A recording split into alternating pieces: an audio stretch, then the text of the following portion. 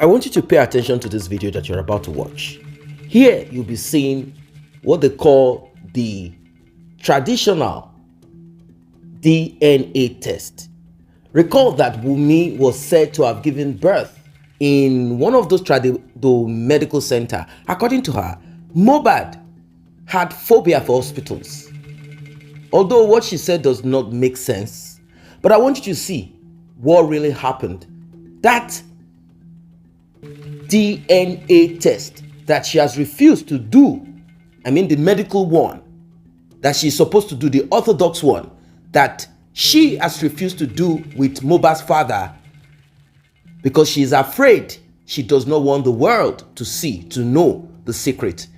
What exactly did she do? Recall, a particular king has been fingered in all of this, even though there is some kind of issues surrounding that. But that's not what we want to dwell on. What we are particular about is justice for Mohbad. Justice for Mohbad. And DNA must be done.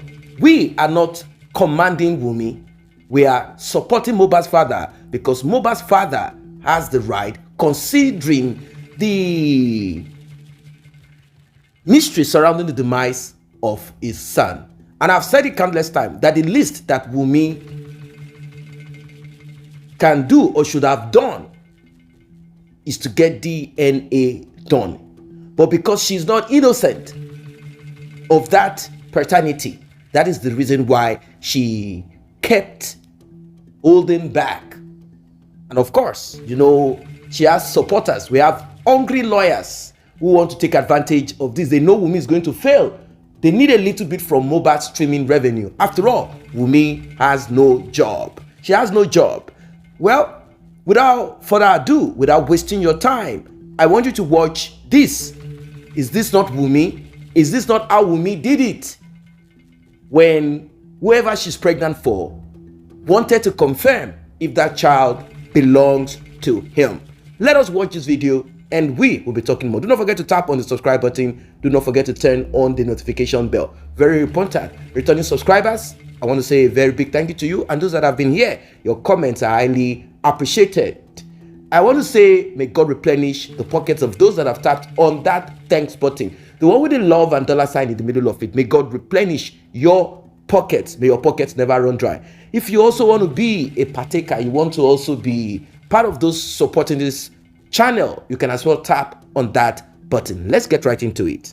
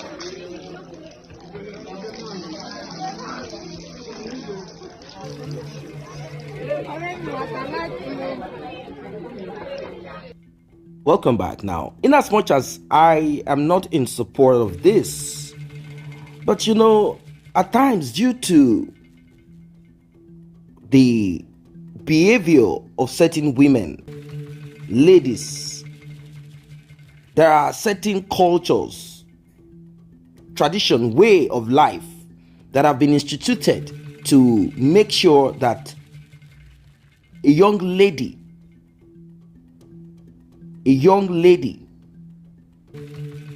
will not bring in or will be spotted out or caught whenever she decides to engage in this paternity fraud. Now, back in those days, there was no DNA or the orthodox DNA. That's what I mean. They didn't have access to that technology. Today, we have access to DNA, orthodox DNA, where science, biology, genetics can be used to track, to find out the truth. Well,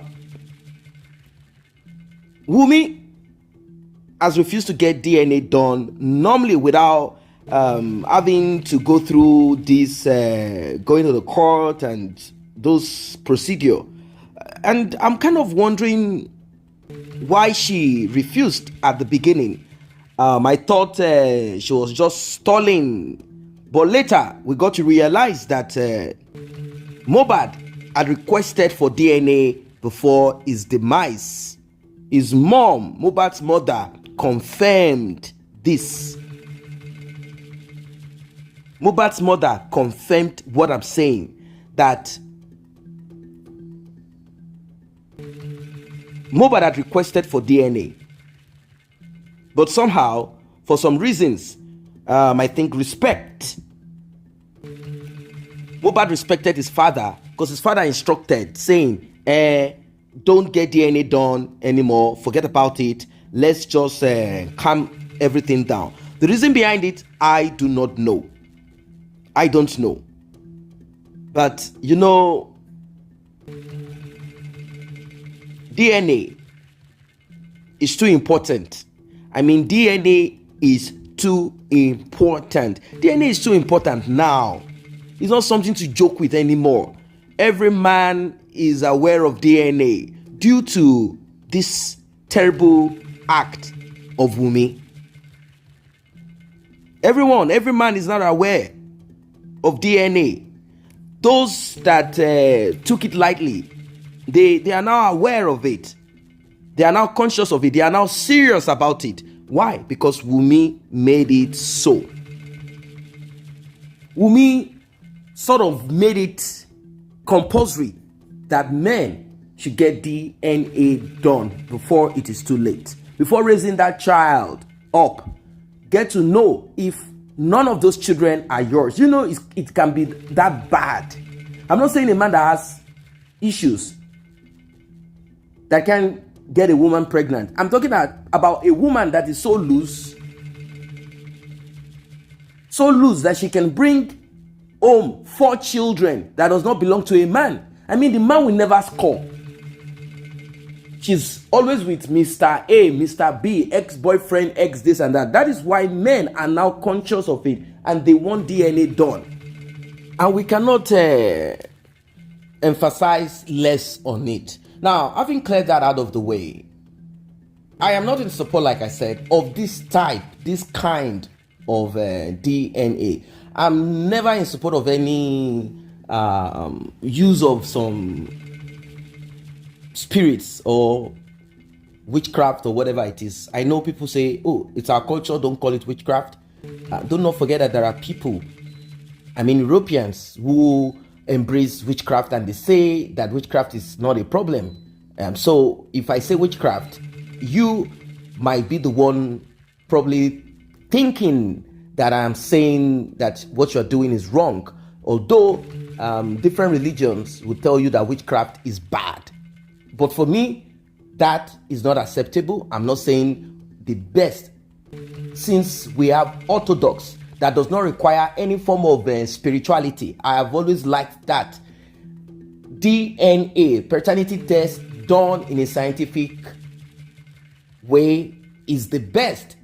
It does not require some mystery. It does not require some rituals.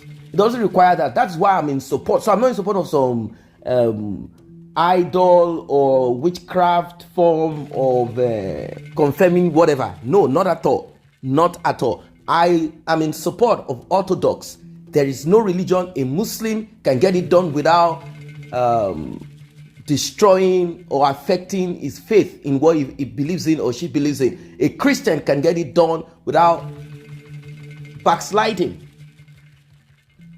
Anyone can get it done. Even worshippers of deities or idol and all of that, they can do it without having overstepped or done anything that their deity does not want them to do. That lady could have slipped. That's a wet floor. That's concrete, slippery, going in back and forth. She could have, maybe that is what they were expecting. Like, let the water touch the body, go in, come out, go in, come out. And they are probably looking at, I don't really understand what was going to happen or what they were expecting to happen if she brought a child that is not theirs. I don't know what they're expecting. Are they expecting that she's going to fall? What if she falls with the baby and the baby cracks? I don't really get it. What exactly is this? What were they expecting to happen? This is the most dangerous I've ever seen.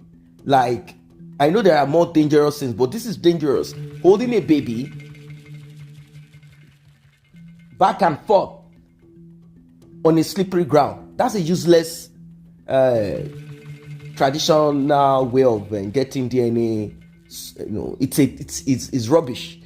Going in, out. What was going to happen? Is it that her legs are going to stiffen when, like, she won't be able to go in the third time or something? Like, when she comes and she wants to go in, then she will just, whatever deity is behind it will hold that person's feet on the ground, or she will, I don't really get it. But for me, this is dangerous. This should not be encouraged. This should not be allowed.